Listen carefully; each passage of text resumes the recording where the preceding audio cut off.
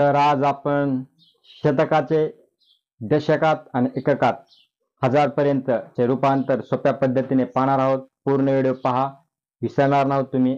10 उदाहरण घेतले आहेत. तर ते आता सोपं. 100 न गुणायचं 500 ला आपण 100 न गुणलं किती होतात 500. 600 ला आपण 100 न गुणलं किती होतात 600. असं सोप्या पद्धतीने आहे.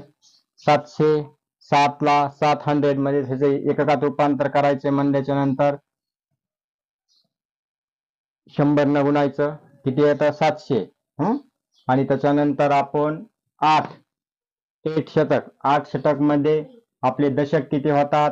तर दशक म्हणलं की काय करायचं 8 गुणिले 10. दशक म्हणजे 10 किती येतं 80.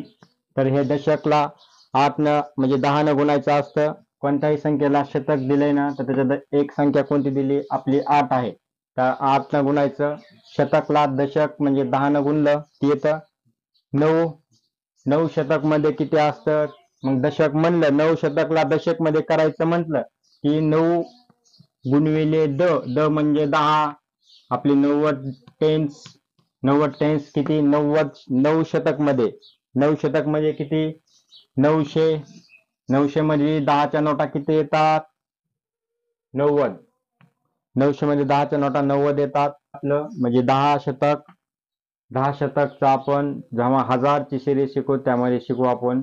तर तुम्हाला आवडला असेल असेच व्हिडिओ पाहिजे असेल तर लाईक करा, कमेंट करा, सबस्क्राईब करा. धन्यवाद.